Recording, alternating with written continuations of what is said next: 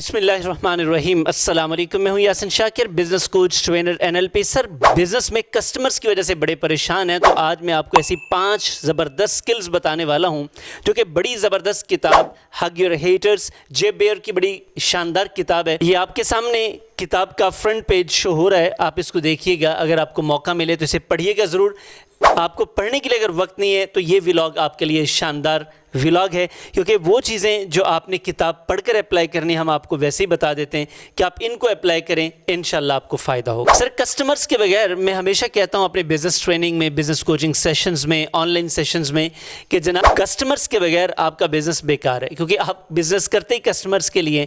तो आप कस्टमर्स कितनी तरह के होते हैं? बुनियादी तौर पर हमने इसके लिए बाकायदा रिसर्च कर रखी है। 40 किस्म के कस्टमर्स होते हैं। उन 40 किस्म के कस्टमर्स का तज़किरा तो हम यहाँ नहीं कर सकेंगे, लेकिन मैं आपको ये बताता चलूँ कि जो आपसे नफ़रत करते हैं, यानी कि वो कस्टमर्स जो आपसे नाराज़ होते हैं, मसला उनका होता है ज़्यादातर। तो आज की इस व्लॉग में हम उनको एड्रेस करने की कोशिश करते हैं, क्योंकि अगर आप इस पोर्शन को सेट कर लें तो आपकी सेल्स बढ़ सकती हैं। सर, नंबर 1, आपको अपनी इस सोच बदलनी पड़ेगी। ये सोच का तकाजा है। देखें, हम उस कस्टमर से बड़े राज़ी होते हैं जो हमसे चीज़ लेकर चला जाए, अल्टीमेटली माल आ रहा होता है, और जो कस्टमर बड़ा मुस्कुरा कर हमसे मिले। बिज़नेस में 3 किस्म के कस्टमर को ख़तरनाक समझा जाता है और इनसे हम नाराज़ होते हैं, हम इनको बुरा समझते हैं, हमें अच्छा नहीं लगता, चूँकि ये लोग आते हैं, वक्त भी ज़ाया करते हैं, रेपुटेशन भी ख़राब करते हैं और अल्टीमेटली ये हमसे मुतमईन भी नहीं होते। तो पहले किस्म के वो कस्टमर्स हैं जो आपके सामने ही, लोगों के सामने, सोशल मीडिया पर आपके बारे में नेगेटिव बातें करते हैं। सर, ये वो कस्टमर हैं जिनकी आपकी नज़र में ये बड़े ख़तरनाक हैं। मेरी नज़र में बीइंग अ बिज़नेस कोच मैं ये समझता हूँ, मैं हमेशा बताता हूँ कि ये द मोस्ट इम्पोर्टेंट कस्टमर्स हैं। अब कैसे हैं, आगे चलकर हम बात करते हैं। नंबर 2, वो लोग जो चले जाते हैं व्हाट्सएप के थ्रू, ईमेल के थ्रू आपको फीडबैक देते हैं कि जनाब आपका कोई हाल नहीं है, आपका बिज़नेस बड़ा ही अजीब किस्म का है, कोई वाहियात किस्म का आपने बिज़नेस शुरू कर रखा है, इससे हमें कोई फ़ायदा नहीं हुआ। तो ये दूसरे किस्म के। और तीसरे किस्म के जो सबसे ख़तरनाक कस्टमर्स हैं, मैं इनको समझता हूँ ये सबसे ख़तरनाक किलिंग कस्टमर है, वो है जो आते हैं, चीज़ ख़रीदते हैं, चले जाते हैं और उसके बाद कभी वापस नहीं आते। आपको न सलाम, न दुआ, न अच्छाई, न बुराई, बस छोड़ जाते हैं आपको। ये सबसे ख़तरनाक कस्टमर है सर। वजह, क्योंकि जिसने आपको बता दिया वो तो आपका खैर खा है, वो तो आपके लिए अपॉर्चुनिटी है, वो तो आपको सबक सिखा गया है कि भाईजान ये चीज़ें हैं, हमें अच्छी नहीं लग रही, तो इनको आप इम्प्रूव कर लें। तो कस्टमर आपको जब फीडबैक देता है तो ये सर बिज़नेस की ग्रोथ में सबसे बड़ी अपॉर्चुनिटी होती है। हमें, चूँकि हमारा एक सिस्टम है और कंपनीज़ हैं, इन कंपनीज़ में लोग आते हैं, अपनी अपनी राय देते हैं, हम उनकी राय का बड़े खुले दिल से एहतराम करते हैं। वजह, अल्टीमेटली हर सिस्टम को इम्प्रूव होने की ज़रूरत होती है। हम भी इम्प्रूव कर रहे हैं और करना चाहिए, क्योंकि जैसे ही आप इम्प्रूवमेंट का रास्ता बंद कर लेंगे, आप लर्निंग का रास्ता बंद कर लेंगे, आप लोगों की वैल्यू नहीं देंगे, उनके ओपिनियन को नहीं सुनेंगे, तो ग्रो कैसे करेंगे? सर, हम भी इसी के ऊपर अमल करते हैं। ये वो चीज़ें जो मैं खुद कर रहा हूँ, मेरी कंपनी कर रही है, मेरी टीम कर रही है, तो मैं चाहता हूँ कि आप भी इस पर काम करें। तो वो लोग जो आपसे नफ़रत करते हैं, जो आपको फीडबैक देते हैं पब्लिकली, सोशली, आपको लगता है कि आपका नाम ख़राब कर रहे हैं, सर वो आपको प्रमोट कर रहे हैं। आपको चाहिए आप इन लोगों के साथ प्रोफेशनली डील करें। मसला हमारा ये होता है कि हम इनके साथ नेगेटिव हो जाते हैं, डिफेंसिव हो जाते हैं, ऑफेंसिव हो जाते हैं और हम इन लोगों को ब्लॉक कर देते हैं। मैंने बड़े बड़े लोगों को देखा है कि वो कुछ गलत अगर उनसे हो जाता है तो वो कमेंट बॉक्स बंद कर देते हैं, कुछ इस तरह की। भाई, अगर आपसे गलती हो गई है तो कोई मसला नहीं है, आप उसे एडमिट करें खुले दिल से और लोगों से माजरत कर लें, क्या फ़र्क पड़ता है। लेकिन हम चूँकि बड़े हो जाते हैं तो फिर माफ़ी मांगना छोटा लगता है, जबकि ऐसा है नहीं। नंबर 2 सर, मैं फैक्ट्स आपसे शेयर कर देता हूँ। दुनिया में 80% कंपनीज ये समझती हैं कि उन्होंने अपने कस्टमर्स को मुतमईन कर लिया है, जबकि आपके लिए हैरान कौन स्टैट्स होंगे कि सिर्फ 8% कस्टमर्स मुतमईन होते हैं। आप देखें ना, आपकी कम्युनिटी में कितने लोग हैं और आपके पास कितने कस्टमर्स आते हैं।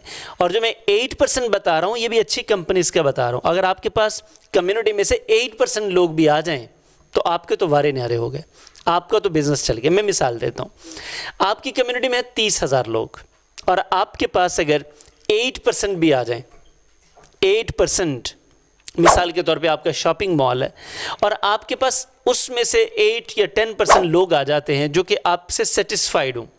वैसे तो आपके पास ज़्यादा आ सकते हैं, अब 10% उसका 3,000 कस्टमर है। आप जस्ट इमेजिन 30,000 की बात की है, जहाँ पे 1 लाख है वहाँ पे सर 10,000, तो 10,000 कस्टमर अगर आपके साथ कनेक्ट हो जाता है तो कमाल नहीं हो जाता है? क्या बनेगा आपके बिजनेस का? आपके पास तो सर खुजाने को जगह नहीं होगी। तो ये देखिए, इमेजिन करें कि इतनी बड़ी रेशो है और हम ये समझते कि हमने सारे कस्टमर्स को मुतमईन कर लिया। ऐसा नहीं होता सर, ऐसा नहीं होता। इसके लिए आपको तगोदो करनी पड़ती है। मैं ये नहीं कहता कि आप 8% पर रहें, मैं कहता हूँ आप 80% पर जाएं, लेकिन उसके लिए जो प्रोसेसेस है उनको आपको फॉलो करना पड़ेगा। और आपको ये सोच बदलनी पड़ेगी कि लोगों का शिकायत करना आपको कोई तकलीफ नहीं देता, शिकायत करने से आपका कोई नुकसान नहीं होता। आपका जवाब ना देना सबसे बड़ा नुकसान करता है आपके बिजनेस को। और अब ये आप उनको हग कैसे कर सकते हैं? सबसे पहले आप उनकी बात को सुनें। नंबर 2, उनकी बात को एक्नॉलेज करें। नंबर 3, उनके साथ एम्पैथाइज करें। सर, अगर किसी को आपके बिजनेस से तकलीफ हो रही है, परेशानी आ रही है, तो हमदर्दी का इजहार तो बनता है ना। आप हमदर्दी के लफ्ज़ तो कुछ बोल ही सकते हैं ना। और उसके बाद जो उनको प्रॉब्लम आया है उसे सॉल्व करें। सॉल्व करने के बाद सर इसका फॉलोअप ज़रूर करें। अगर आप ये 5 काम कर लेते हैं तो आप ऐसे हैं जैसे आपने नफ़रत करने वालों को अपने गले लगा लिया। और जब आप नफ़रत करने वालों को भी गले लगाना शुरू कर देंगे तो मेरा यकीन है कि ये नफ़रतें मोहब्बत में बदलना शुरू हो जाएंगी। जैसे चौसर ने कहा था, लव कंकर्स ऑल, मोहब्बत फ़ाते आलम है, ये सबको फतह कर लेती है।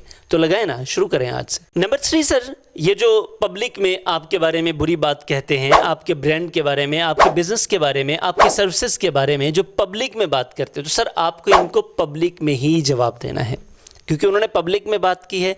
लेकिन जवाब देने का मतलब ये नहीं कि आप उनसे लड़ने लग जाएंगे। आपने प्रोफेशनली उनकी बात को एड्रेस करना है। जो एक्चुअल है, जो ओरिजिनल है, जो उसका सोल्यूशन है, वो आपने पेश करना है। ये आपकी क्रेडिबिलिटी को एनहेंस करेगा। इंस्टेड ऑफ कि आप उनके साथ प्राइवेटली बात करें, ये बात के टैक्टिक्स होते हैं, इनको बाद में डील किया जाता है। लेकिन उन्होंने चूँकि पब्लिकली बात की, लोग क्या समझते हैं, आपने ऑफ स्टेज जाके जितनी मर्जी बातें कर लें, मिन्नतें कर लें, जो मर्जी कर लें, लोगों को क्या पता चलेगा? तो लोगों के सामने जो आपका बैड इमेज आया है, तो अल्टीमेटली आपने उसको ऑन स्टेज यानी कि सोशल मीडिया पर ही उसको रिमूव करना है।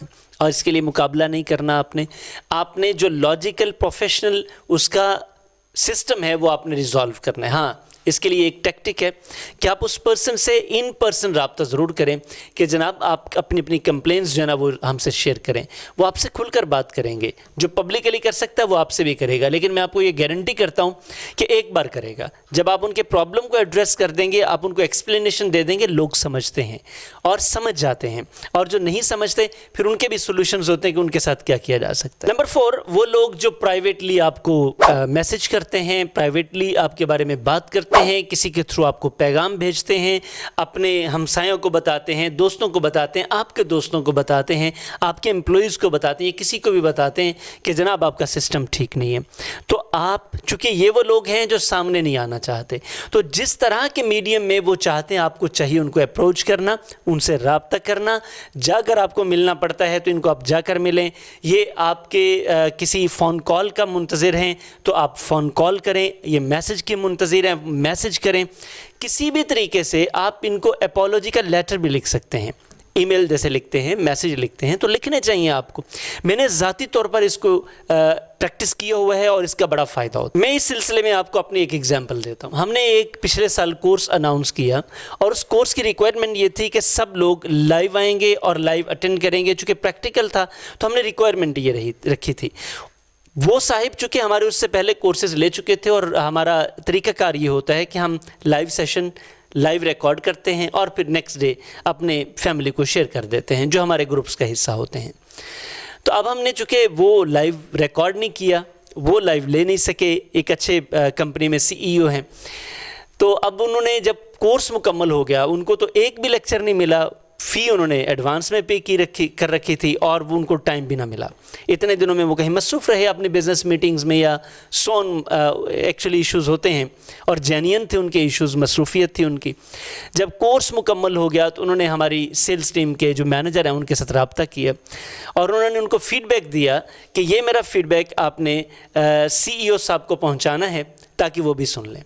अच्छा, वो फीडबैक हमने टीम को ये रिक्वेस्ट कर रखी है कि आपको कोई भी फीडबैक आए आपने हमारे साथ शेयर करना है। वजह क्योंकि हम आपकी बात को वैल्यू करते हैं। कमी कोताही हो सकती है और हमारा फ़र्ज़ है कि उस कमी कोताही को पूरा करना और आपकी ग्रीवेंसेस को एड्रेस करना। उन्होंने कहा जनाब कि आपके सिस्टम का कोई हाल नहीं है, मुझे इससे कोई फ़ायदा नहीं हुआ। तो सर जब वो फीडबैक मेरे पास पहुंचा, मैंने पर्सनली उन साहिब को कॉल की और बाकायदा तौर पर उनसे माजरत की, क्योंकि ये मिसकम्युनिकेट हो गया, हम आपको प्रॉपरली कन्वे नहीं कर सके, हालांकि हमने बताया हुआ था। लेकिन इसके बावजूद चूँकि सिस्टम हमारा है, फैसिलिटेट हमने करना है, कमी हमारे एंड पर है, तो माजरत हमने करनी है। और फिर बाकायदा तौर पर हमने उनको कंपनसेशन ऑफ़र की कि जनाब कि जितने वो 8000 का कोर्स था उनका, तो हमने उनसे कहा कि 8000 का कोर्स हम आपको नेक्स्ट करवाएंगे और आप उसकी पेमेंट नहीं करेंगे। लेकिन उनका ज़र्फ़ देखें कितना बड़ा था, उन्होंने वो 8000 भी कंपनसेशन नहीं ली, बल्कि उसके बाद उन्होंने तकरीबन हमें 1.5 लाख रुपए का बिज़नेस दिया। आप इमेजिन कर सकते हैं ना, सिर्फ एक फ़ोन कॉल। आप बिज़नेस में हैं, आप ओनर हैं, आप CEO हैं, कुछ भी हैं आप, लेकिन आपसे बड़ा आपका कस्टमर है और ये आपको समझना पड़ेगा। अगर आप समझ जाएंगे तो अल्टीमेटली आप कामयाब हो जाएंगे, नहीं समझेंगे तो फिर प्रॉब्लम ही प्रॉब्लम है। नंबर 5 सर, याद रखना, ये लाइन मेरी नोट कर लीजिएगा, every complaint is a second chance. जो बंदा आपके पास शिकायत लेकर आया है वो ये चाहता है कि मैं आपके साथ चलना चाहता हूँ, मेरा ये मसला हल कर दें। और जिस दिन आपको ये बात समझ आ गई उस दिन आपका बिज़नेस चल नहीं दौड़ पड़ेगा। जब भी कोई आपके पास शिकायत लेकर आए, उसका शुक्रिया अदा करें, उसका मसला हल करें और उसके साथ फर्दर बिजनेस करें, बजाय इसके कि अक्सर हमारा ये माइंडसेट होता है कि यार इस बंदे ने तो मेरा दिमाग का दही बना दिया है, ये बार बार शिकायत लेकर आता है, वो बार बार आपके साथ बिजनेस करना चाह रहा है। उसके साथ एम्पैथाइज करें, उसका मसला समझें, उसकी रिक्वायरमेंट समझें और उसे एड्रेस करें, कंसोल करें। मैं आपको गारंटी करता हूँ ये 5 चीज़ें अगर आप अपने बिजनेस पर अप्लाई करना शुरू कर दें, मुश्किल से मुश्किल कस्टमर, नफ़रत से नफ़रत करने वाला भी कस्टमर आपका गर्विदा हो जाएगा और आपका बिज़नेस चल पड़ेगा। व्लॉग आपको कैसा लगा ज़रूर कमेंट कीजिएगा और ख़ास तौर पर अपनी बिज़नेस कम्युनिटी में जो आपके ग्रुप्स हैं उनमें ज़रूर शेयर कीजिएगा, क्योंकि किसी का भी भला हो जाएगा तो हमारा भला ही भला है। हमें हमारी यही कमाई है, आप लोगों की कामयाबी हमारी कमाई है, आपके बिजनेसेस का बेहतर होना हमारी कमाई है, आपकी कंपनीज़, आपके बिजनेसेस, आपके होटल्स, आपके छोटे जितने भी बिजनेसेस हैं इनका बड़ा होना हमारी कामयाबी है। हमने ये अहद कर रखा है, हमारा विजन है कि पाकिस्तान में स्मॉल बिजनेस, स्मॉल कंपनीज़ और एंटरप्रेन्योर्स को हम सपोर्ट कर रहे हैं। इंशाल्लाह पाकिस्तान में फंक्शनल नॉलेज जो कमी थी उसको हम पूरा करने की कोशिश कर रहे हैं, एक गैप है जिसको हम फिल कर रहे हैं। आइए इस मूव में हमारा साथ दें।